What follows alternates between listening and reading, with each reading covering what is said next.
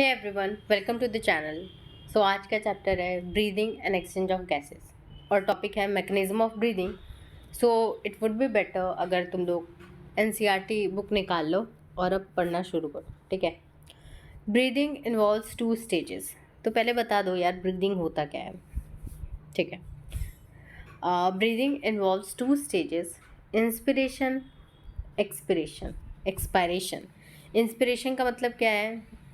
Inspiration इसे pronounce करना चाहिए ऑनेस्टली, ठीक है। During which atmospheric air is drawn in, मतलब इंस्पायरेशन में क्या होता है, जो एटमॉस्फेरिक एयर है वो अंदर हम लेते हैं, एक्सपायरेशन में एल्वोलर एयर को रिलीज आउट करते हैं। यानी कि सांस लेना इज इंस्पायरेशन एंड सांस छोड़ना is expiration. But technical words याद होने चाहिए कि एटमॉस्फेरिक एयर अंदर आ रहा है और एल्वोलर एयर बाहर जा रहा है, ठीक है। The movement of air into and out of lungs is carried out by creating a pressure gradient between the lungs and the atmosphere. अब ये जो हवा जो अंदर बाहर जा रहा है लंग्स के, ये जो मूवमेंट है वो क्रिएट कैसे होता है? वो क्रिएट इस तरह से होता है कि एक प्रेशर का डिफरेंस बनता है लंग और एटमॉस्फेयर की बीच में, जिसकी वजह से एयर अंदर या बाहर जाता है। एयर का भी मूवमेंट वही सेम होता है, हाई प्रेशर से लो प्रेशर की तरफ। इंस्पायरेशन की बात करें, inspiration can occur if the pressure with in the lungs, lung के अंदर का जो प्रेशर है उसे क्या कहा जा रहा है? Intra pulmonary pressure is less than the atmospheric pressure. यानी कि अगर हमारे लंग में जो प्रेशर भरा है, ठीक है, वो बाहर के प्रेशर से कम होगा, तो बाहर क्योंकि हाई हो गया और अंदर लो हो गया तो हाई टू लो एयर आएगा, ठीक है। ये बोल रहा है there is a negative pressure in the lungs with respect to atmospheric pressure. Negative pressure है यानी कि लो प्रेशर है। सिमिलरली एक्सपायरेशन की बात करें, takes place when the intra pulmonary pressure, यानी कि लंग के अंदर का जो प्रेशर है is higher than the atmospheric pressure. Expiration कब करेंगे? सांस हम कब छोड़ते हैं? जब हमारे लंग्स के अंदर प्रेशर बहुत ज़्यादा होता है और एटमॉस्फेयर में कम होता है, तो हाई से लो की तरफ फिर से वही प्रोसेस होता है, ठीक है। The diaphragm and a specialised set of muscles, the diaphragm and a specialised set of muscles जिन्हें हम एक्सटर्नल या इंटरनल इंटरकॉस्टल मसल्स कह रहे हैं between the ribs, help in generation of such gradient. अब ये जो प्रेशर ग्रेडियंट बन रहा है लंग और एटमॉस्फेयर के बीच में, ये बनता कैसे है? ये बनता है जो डायफ्राग्म है, जो आपका डोम शेप ये स्ट्रक्चर है डायफ्राग्म, और कुछ मसल्स हैं, ठीक है, एक्सटर्नल और इंटरनल इंटरकॉस्टल मसल्स, जो कि आपके जो ये रिब्स के बीच में जो पाई जाती हैं मसल्स, ठीक है, उसके थ्रू इस तरह का ग्रेडियंट बनता है जिसकी वजह से एयर अंदर और बाहर जाता है। Inspiration is initiated by contraction of diaphragm, which increases the volume of thoracic chamber in the anterior-posterior axis. अब इंस्पायरेशन शुरू कैसे होता है? बोल रहा है कि जब डायफ्राग्म, ये जो है, जब डायफ्राग्म आपका कॉन्ट्रैक्ट होता है, कॉन्ट्रैक्ट होने का मतलब है कि ये वाला रिलैक्स स्टेट में जब कॉन्ट्रैक्ट होता है तो डायफ्राग्म ऐसे हो जाता है, ठीक है। तो ये बोल रहा है कि शुरू कब होता है? शुरू होता है जब कॉन्ट्रैक्शन होती है डायफ्राग्म पे, ये कॉन्ट्रैक्टेड है, ठीक है, जिससे इंक्रीज होता है वॉल्यूम थोरैसिक चैम्बर का, ठीक है। ये जो चैम्बर है इसकी वॉल्यूम इंक्रीज होती है एंटीरियो पोस्टीरियर एक्सिस में। एंटीरियो पोस्टीरियर का मतलब है ये आगे वाला साइड और ये पीछे वाला साइड, तो इस साइड में मतलब इस वे में वॉल्यूम बढ़ता है, ठीक है। मान लो जैसे अगर ये इतना बड़ा था कोई चीज़, ठीक है, तो वो इतना बड़ा हो जाएगा, ये इतनी ऐसी साइज मतलब लेंथ बढ़ जाएगी, ठीक है। The contraction of external intercostal muscles lift up the ribs and the sternum causing an increase in the volume of the thoracic chamber in the dorsoventral axis। और ये बोल रहा है कि जब आपके एक्सटर्नल इंटरकॉस्टल मसल्स जो रिब्स के बीच वाले होते हैं वो कॉन्ट्रैक्ट करते हैं तो उससे रिब्स ऊपर की तरफ उठ जाती हैं और स्टर्नम उठ जाता है, ठीक है, जिसकी वजह से थोरैसिक चैम्बर का वॉल्यूम बढ़ता है डोर्सोवेंट्रल एक्सिस में, मतलब कि इस एक्सिस में। समझ में आया? पहले क्या हो रहा है, इस एक्सिस में आपका बढ़ रहा है वॉल्यूम और फिर इस एक्सिस में बढ़ रहा है, मतलब यह है एंटीरियो पोस्टीरियर एक्सिस और यह है डॉर्सो वेंट्रल एक्सिस। समझ में आया? अब क्या लिखा है, the overall increase in the thoracic volume causes a similar increase in the pulmonary volume. तो ये किसका कहानी क्या चल रहा है ये समझो, ये थोड़ा स्पेस मिल जाता तो देखो, ये है आपका थोरैसिक चैम्बर, ठीक है, इसके अंदर होता है आपका लंग, ठीक है, लंग होता है। तो ये बोला गया था ना आगे कि थोरैसिक चैम्बर में अगर कोई चेंज होगा वही सेम चीज़ लंग में पल्मोनरी वॉल्यूम में चेंज होगा, ठीक है, सेम चीज़।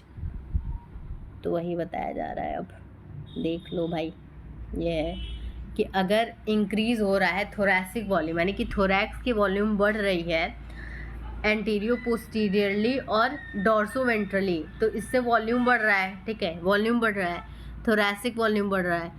और यही सेम चीज़ होगा कि पल्मोनरी वॉल्यूम बढ़ेगा। An increase in pulmonary volume decreases the intra pulmonary pressure to less than atmospheric pressure which forces the air from outside to move into the lung.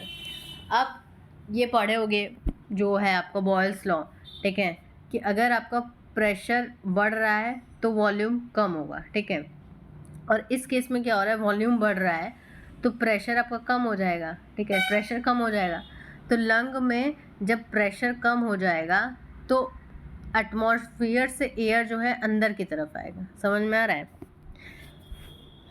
अब ये बोला है N increase in that is inspiration, relaxation of the diaphragm and the intercostal muscles return the diaphragm and sternum to their normal position and reduce the thoracic volume and thereby the pulmonary volume। अब उल्टा होगा कि मतलब diaphragm contract था, contract होके ऐसे हो गया था, अब रिलैक्स होगा मतलब इस पोजीशन में आ जाएगा, सारी चीज़ें नॉर्मल पोजीशन पे चली जाएंगी, जिसकी वजह से वॉल्यूम घट जाएगा, और जब वॉल्यूम घट जाएगा तो प्रेशर बढ़ जाएगा, जब प्रेशर बढ़ेगा तो अंदर की जो हवा है वो बाहर जाएगी, यानी कि एक्सपायरेशन होगा, ठीक है। इंक्रीज इन इंट्रापल्मोनरी प्रेशर, मतलब लंग में जो प्रेशर है वो बढ़ जाएगा to slightly above the atmospheric pressure, मतलब जो बाहर का प्रेशर है उससे हल्का सा ज़्यादा अंदर का प्रेशर हो जाएगा। Causing the expulsion of air, expulsion मतलब होता है कि लंग से हवा बाहर जाएगा, एक्सपल्जन मतलब एग्जिट करेगा, और इसी चीज़ को एक्सपायरेशन कह रहे हैं। We have the ability to increase the strength of inspiration expiration with the help of additional muscles in the abdomen. ये बोल रहा है कि हम जो इंस्पायरेशन और एक्सपायरेशन का स्ट्रेंथ है वो अपने हिसाब से हम बदल सकते हैं। देखो कभी कभी होता है हम लोग सांस रोक लेते हैं, ठीक है, ज़्यादा, या फिर हम सांस छोड़ देते हैं, ठीक है, तो ये चीज़ें हम करते किससे हैं, जो एब्डोमेन है उसमें कुछ मसल्स हैं उसके ज़रिए।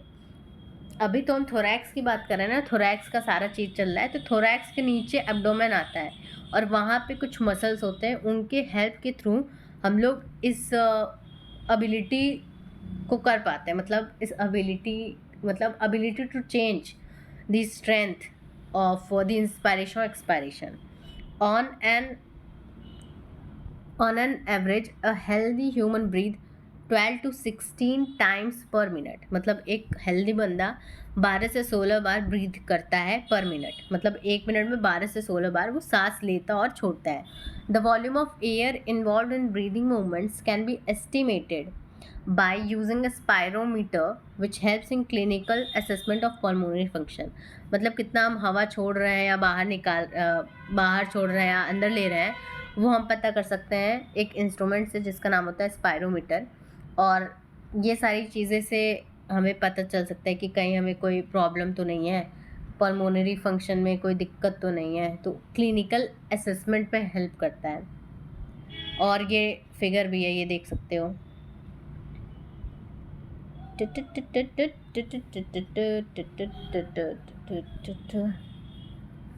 ये है किसका फिगर, देखो एयर एंटर कर रहा है, एयर एंटर कर रहा है, इसका मतलब क्या है कि आपका इंस्पायरेशन का ये केस दिखा रहा है ना। देखो पहली चीज़ क्या हो रहा है, इंस्पायरेशन इनिशिएट कैसे होता है, डायफ्राम कॉन्ट्रैक्ट करेगा, तो ये कॉन्ट्रैक्ट कर लिया है, ठीक है।